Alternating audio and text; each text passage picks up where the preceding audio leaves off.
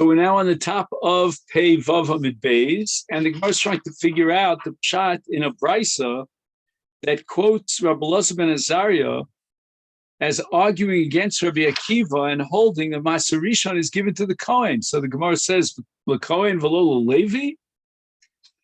That doesn't begin to make any sense whatsoever. Maser Rishon is designated for the Levi. So what does he mean, L'Kohen? Ema af L'Kohen, that Rabbi Elazar ben Azariah holds that you can be mafresh Maser Rishon and give it to a Kohen, even a Kohen. And Rabbi Akiva says, no, Maser Rishon must be given exclusively to a Levi. My time at Rabbi Akiva, why does Rabbi Akiva require that Maser Rishon be given only to a Levi d'chsiv? Pasuk says, let's just get a perspective where this Pasuk is. This is in Bamidbar Yudches, and it says, Be'el haLeviim tidaber v'amart aleim ki sekhu me'es b'nei Yisrael samase. Is beLeviim ka michtayikra. The pasuk is referring to the Leviim. El haLeviim tidaber. But they will receive the maser, not Kohen v'idach. And what does Rabbi Elazar ben Azariah hold? How could he allow Maser Rishon to be given even to a Kohen when the Torah says to the Levi? Kid Rabbi Yeshua ben Levi, Yomi Rabbi Yeshua ben Levi, the Esrim v'Arba Makomos Nikraim Kohanim Leviim.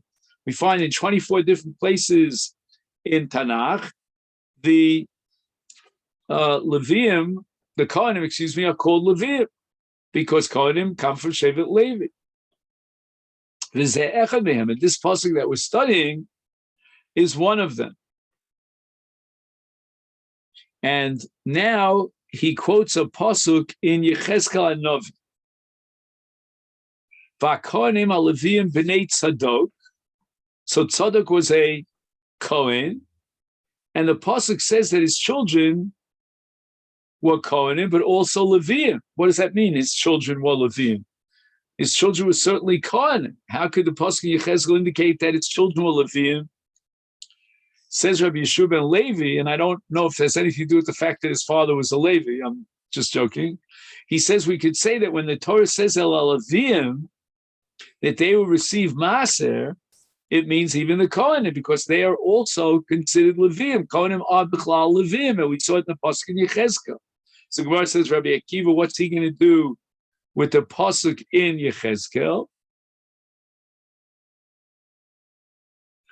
That includes the Kohanim as Leviim. Hacha lo matzis amr. Maybe elsewhere you could say such a thing, but not here in our context, in Bamidbar Yudches, where the Kabbalah's Maser Rishon, you cannot say the Kohanim are included in Leviim. Tichsiv, it says, V'achaltem also b'chol makom. And what is this b'chol makom? Which seems to say that you're allowed to eat it anywhere, and you don't have to bring it to Yerushalayim, but I mean, we don't need a pasuk for that. The Torah never asked you to bring Maser Rishon to Yerushalayim. So what does it mean? B'chol makom v'achaltem also b'chol makom. What's the Torah trying to teach me? And the answer is l'misha yachol locha. It's not a din in makom, but a din in davar. It's someone who can eat it anywhere. Yotza kohen she'en yachol yochlu b'beis hakvaros. A kohen cannot eat Maser Rishon in beis hakvaros because of the isur tumas kohen. This is a pretty way out drasha here. That when the Torah says b'chol makom, it's excluding a kohen who cannot eat it in the beis hakvaros because of tumas kohen. The idach, the Gemara asks in Rabbi Elazar ben Azariah, how does he interpret the word b'chol makom? He can't be excluded a kohen because he holds that a kohen is like a Levi, and he can eat Maser Rishon. So the Gemara explains that according to Rabbi Elazar ben Azariah, this pasuk is going to teach me that you can eat Maser Rishon kol heichad boy anywhere we want. What's the chiddush? The lo boy choma. You don't have to eat it inside Yerushalayim, which is called inside the choma. In other words, Maser Rishon is not the same as Maser Sheni. Maser Sheni requires Yerushalayim, and the Torah now is telling us that Maser Rishon does not require Yerushalayim. Furthermore, another derivation from this pasuk of b'chol makom, the I achale b'tumas haguf lo lucky. if the Levi eats the Maser Rishon in a Beis HaKvaros, meaning he contracted Tumah the moment he enters into the Beis HaKvaros, he's not prohibited from eating Maser Rishon, even though he's Tomei. And this is, as we said before, because Maser Rishon, according to Rabbi Elazar ben Azariah, is chulin. It's not, doesn't have any kedusha. Gemara now tells the story. Hahi Ginsa, there was a field. Davi Shakil, Rabbi Elazar ben Azariah, Maser Rishon Minei. Now, we have to keep in mind that Rabbi Elazar ben Azariah was a Kohen. It's interesting that the name Azariah is very frequently given to Kohanim. Tosfos has a whole list of all the Kohanim that served in the Mikdash Sheni that weren't Stukim, and they're almost all of them are named Azariah. So Rabbi Elazar ben Azariah is a Kohen, and he holds a Kohanim allowed to take Maser Rishon, because Kohanim are considered Leviim. So in this particular field, Rabbi Elazar ben Azariah was taking Maser Rishon. People were giving him Maser Rishon. He was accepting it. Also, Rabbi Kiva Hadri lepischa lebei kivrei. Rabbi Kiva, who holds that you cannot give Maser Rishon to anyone but a Levi, he locks up the gate that surrounded the field, as if to say, like, no one should enter into the field.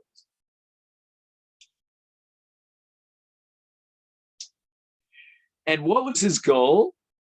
His agenda, his goal was that Rabbi Elazar ben Azariah would not be able to enter into the field to take Maser Rishon because he's a Kohen, and he wouldn't be able to enter into the Beis HaKvaros on the other side, I guess, where he wasn't able to lock it up because he's a Kohen who is not allowed to go into Beis HaKvaros because of Tumah. And when Rabbi Elazar ben Azariah got wind of this, Omar, he declared Akiva v'Tarmilo v'anoch chayet, as if to say, let Akiva pack his bags, take his tarmil, his knapsack, and skedoodle, and I'm going to get life. What does it mean, anach chay?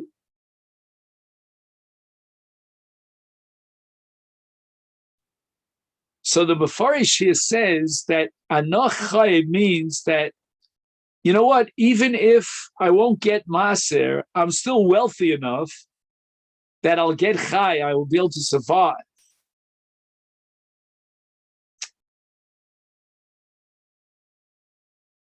Do you have, by any chance, Ira, an art scroll? No, I'm not using an art scroll now. Trying to figure out, this always bothered me, because it sounds like he was telling Akiva to pack his bags, bitar milo. But yet he says, I don't need the maser. I mean, like, if you don't need the maser, so why are you telling Akiva to get lost? Like, what? There's a footnote here, but I don't think it's relevant to us. Let me just see if...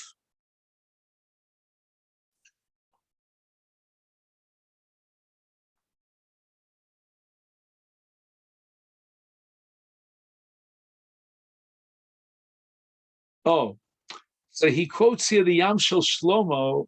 I think he's addressing our question. And he's saying to Akiva, you know what? You grab your tarmil and get lost. And if you won't let me into the field, I'm not bothered by that. Anyway, I'll survive. Don't think that you're going to take my source of livelihood because I'm independently wealthy. And he writes here that Rabbi Elazar ben Azariah was an Oshir Gadol Haya. Too bad my father's name was not Elazar. Okay. Mm-hmm.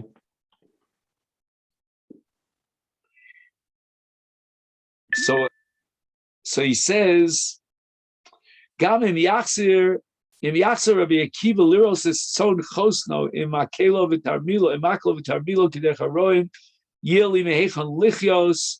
I guess Rabbi Akiva had the key to the locked gate I can still survive even without the Maser Rishon.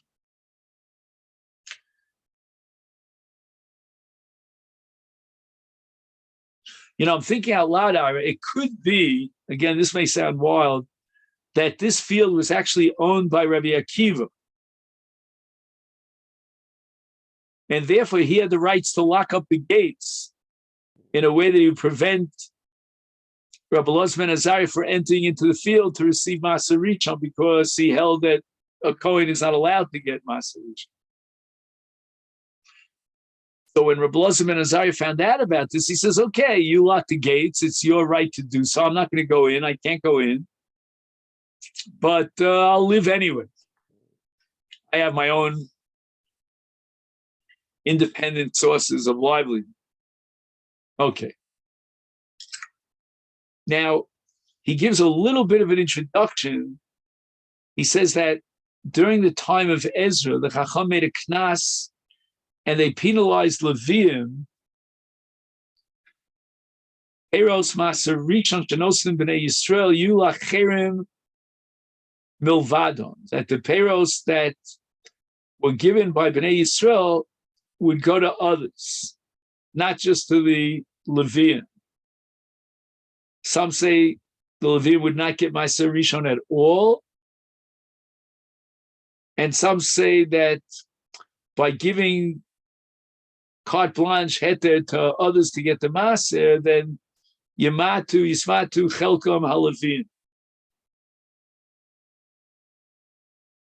Itmar Mipnei Ma Konsu Levim B'Maser. Why did this knas?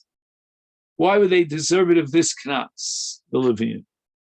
Pligi bar Rabbi Yonasan v'Sabna. Chad Omer, according to one opinion, Shalo Olu B'Mei Ezra, that the Levim did not go on Aliyah to Eretz Yisrael during the time of Ezra. Chad Omer, according to the other view, Kidei sheYismechu HaKohanim Ola B'Mei Tum'asim. It means that the Kohanim basically subsist on Truma, the Truma that they get from Bnei Yisrael. They don't have any Nachla in Eretz Yisrael. And during the time that they were Tmeim, and they're not allowed to eat Truma, because a Kohen Tommy B'Gufo is not allowed to eat Truma, they don't have anything to eat. So the Takana was that Maser Rishon would be given to these Kohanim. And it wasn't really a penalty to the Levium. The Levium, according to this opinion, were not guilty of any crime that they had to be penalized. But this was a takana to help out the Kohanim, so that Maser would be given to the Kohanim. It's Bishlem Laman Diomar. I can understand that if the reason for this Gzeira to penalize the Levium was Shelo Olu, is Mishum Hachi Kansinu. Right? They weren't Kahogan, they didn't do Kahogan, they didn't come in Aliyah with Ezra. Elaman the Yom Kadesh Yismachu Olav Khan and Bimei Tum Asam is Mishum Khan Kansinu Levium. Okay, I understand the situation, the plight of the Kohen. Right? They can't eat Truma while they're Tmeim. But therefore we should impose a penalty on Levium, that they're going to lose their chelik and Maser Rishon. And the Gemara answers, Ella Kuli Alma. Everybody agrees that the reason for the knas Ishlo Olu B'Mei Ezra, they didn't come in Aliyah at the time of Ezra. V'acha b'haka mifli Mar Savar Knosel Aniyim Mar Savar Kohen B'Mei Tumasam Aniyim Ninu. According to one man, they imposed a penalty on Levium because they didn't go up on Aliyah to Eretz Yisrael, and he holds that the takana was only to be kones Levium. Therefore, they made a takana that the Maser Rishon should be given to the Aniyim. Umar Savar, but according to the other opinion, yes, it's true that the Iker takana was a knas because Levium did not join Ezra and come on Aliyah to Eretz Yisrael. So why did they make this takana that the Maser should be given to the Kohanim who may or may not need the Maser? The answer is Kohanim be made to Masam Aniyim Ninu, that because the Kohanim, when they're Tmeim, they are enjoined from eating Truma, they are like Aniyim.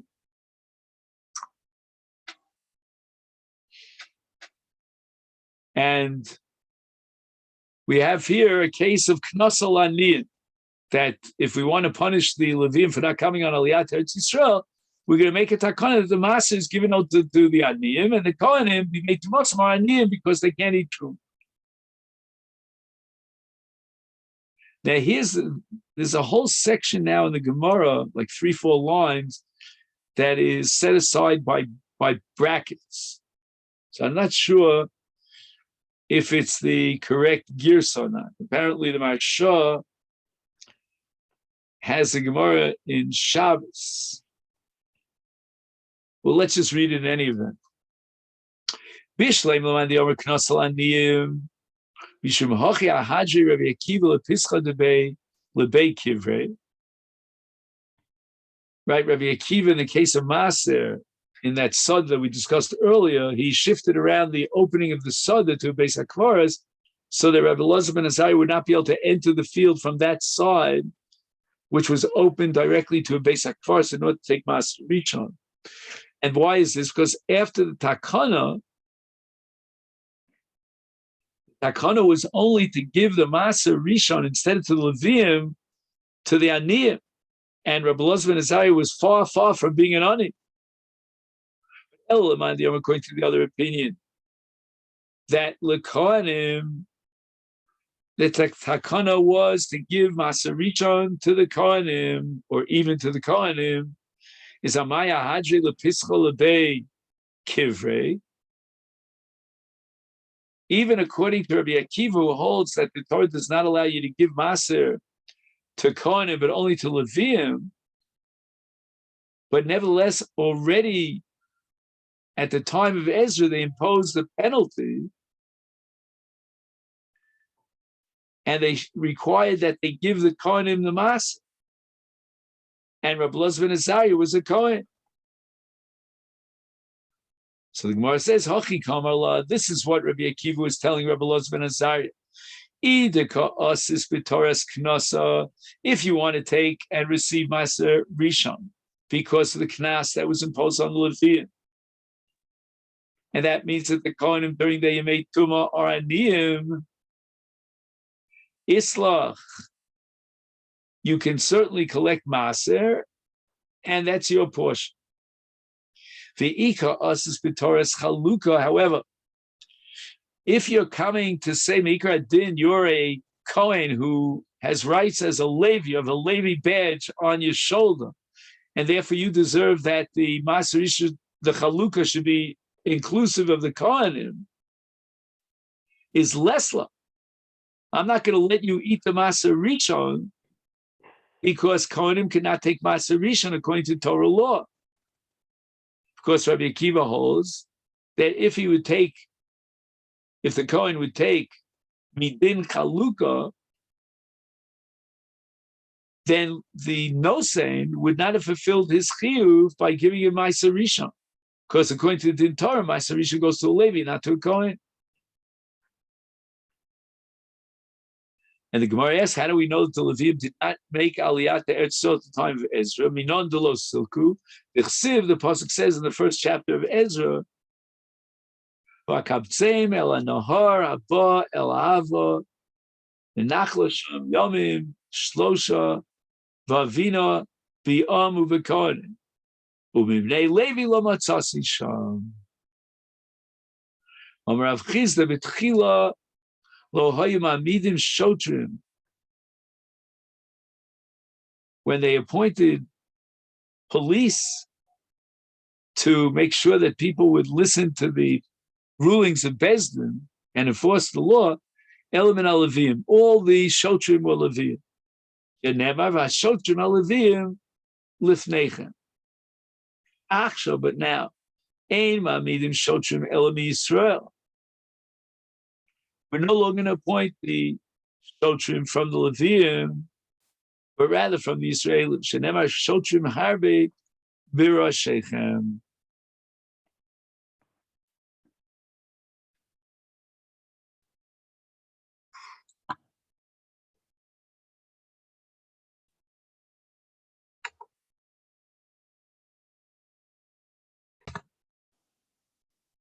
So it says in the pasuk, V'shotrim harabim, and we're going to derive from the extra word harabim that the shotrim were from Yisrael, because they were the merubim, they were more greater in numbers than the Levim.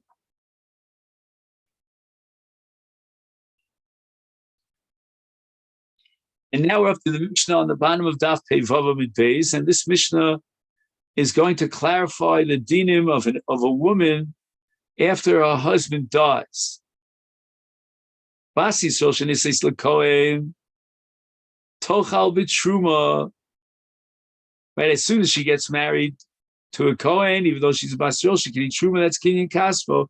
But Mace, her husband, died V'la Heimenu Ben, but he left a son, and that son is a Kohen, is Tochal B'Truma. Her son could be Machel her Truma, because a Kohen is Machel Truma, Nises, Lil Levi. Now she gets married to a Levi after the death of her husband, who was a Kohen. Tochal b'maser, she can eat like her husband maser, but Truma she can't eat, because again, Isha nimsheches achar baila, and the Levi is a zar with regard to Truma, and therefore her marriage to a Levi passes her from eating Truma mess. Now her husband dies, so he was a Levi, v'hoser la heimenu ben, and he left behind him his child. Tochal b'maser, she can continue eating maser because of her son. And even if she also has an additional son who's a Kohen, in other words, from her first marriage, she has a son, first marriage to a Kohen, is nevertheless, Eino Chelos B'Truma, she can only eat Maser because her son, who's a Levi from the second marriage to a Levi, passes her from eating Truma. Nisas Yisrael, that same woman gets married now after the death of her husband, who's a Levi to Israel. Lo sochal lo b'truma v'lo b'maser. She becomes a Zara by virtue of her marriage to Israel. Mace, if the Israel dies, v'lo himenu ben, and he left a son behind. Lo sochal lo b'truma lo b'maser. Mace b'na. But if her husband that was born from Yisrael dies, the son of the husband of Yisrael dies, is tochal b'maser. She can eat maser, not truma. She still has a son who's a Levi. She's psula from eating truma, but she's allowed to eat maser. Beis Bina, if the son that was born to her of a Levi dies, Tochal b'Truma. Now she only has one son left, who's the son of a Kohen, and he's Machal Truma. Beis Bina mi Kohen, if the son that she had with her first husband was a Kohen dies, Lo Sochal lo b'Truma v'lo b'mas, because basically she's the Israelis who cannot eat neither Truma nor Mas. And the rest of the Mishnah, Mirza Hashem, believe Neder, we'll see tomorrow on Daf Pei Zayin Amud Aleph. Thank you so much.